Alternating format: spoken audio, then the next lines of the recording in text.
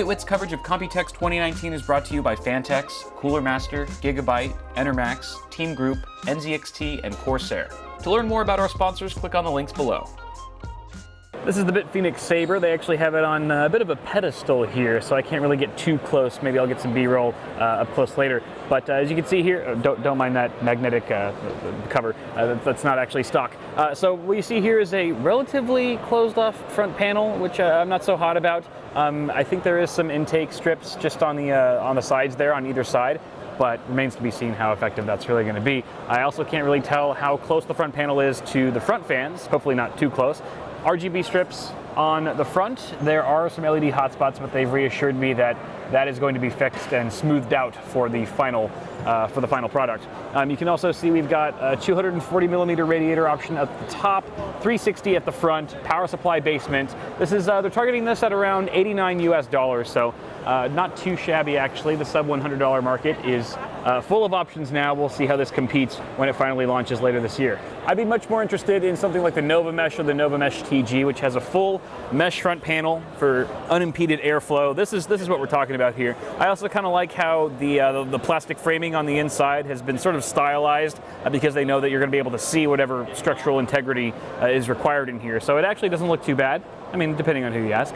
It's all subjective, of course. RGB fans in here, I don't believe those come stock. It comes included with two 120mm non-RGB fans, so you'll have to upgrade those if you want a bit more bling to your system. We also have a power supply shroud with perforated holes here, but the final version will not actually have these holes. They'll be solid for a significantly cleaner look, although you are removing a bit of ventilation there. We also have 240mm support at the top with a removable dust filter, magnetic, and 360mm radiator at the front. One quick thing to point out is that the front panel here actually also serves as the dust filter. So there's no dust filter behind this. This is already fine enough mesh to just pop it off and spray it down or wash it off. Put it in the dishwasher if you want when you're ready to clean. Now Bitfenix has acknowledged the shoddy cable management job here. This is just for demo purposes. But just a quick look, you can see we've got 1, 2, and 3 2.5-inch drive mounts for your SSDs.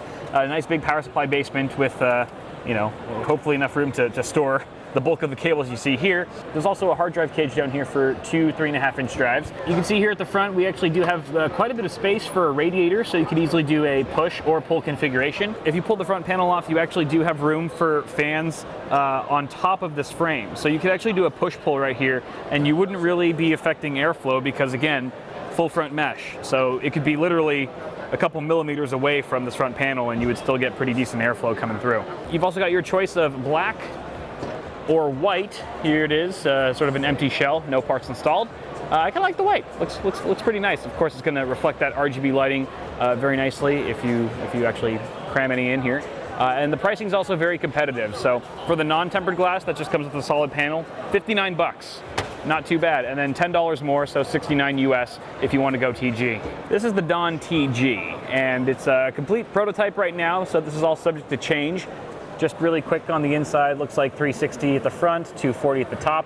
Seems like a lot of Bitfenix cases are stacked with this configuration of radiator support, which I don't mind. Power supply shroud, this one actually has a cutout, so you can actually see the power supply. It looks like there's an LCD as well, with postcode error currently. I'm sure they're looking into that right now. The main selling point that they seem to be talking about on this case is the design on the outside. So you can kind of see we have sort of a checkered style pattern that partially covers the front panel and then wraps around to the side. And this is all supposed to light up very evenly and brightly, kind of like how you see on that poster right there. Now, this is a prototype, so they don't actually have a working sample because they're still trying to figure out exactly how to go about lighting this up. So they're thinking about optical fiber so that they can actually have the light travel throughout the entire panel, because if you just had LEDs on one side or the other, then you would probably have a really bright area on one end and then super dim on the other. So it's a big problem they're trying to solve. I think the bigger problem they should be looking at for this case, however, is airflow, because look at how low this panel goes.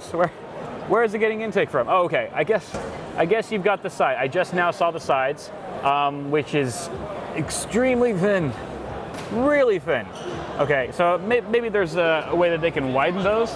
I think that's possible. So they are targeting this case at around $120, $130 US, which I think is a little bit steep if they are going to keep the current airflow system. I mean, it needs a bit more intake support, I think, in order to charge over $100 for it.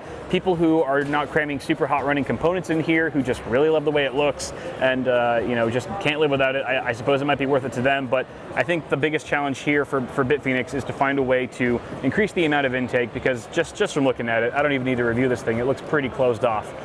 So hopefully they can figure that out in time for launch. Thanks for watching my coverage of Bitfenix, guys. Computex 2019. See you in the next video.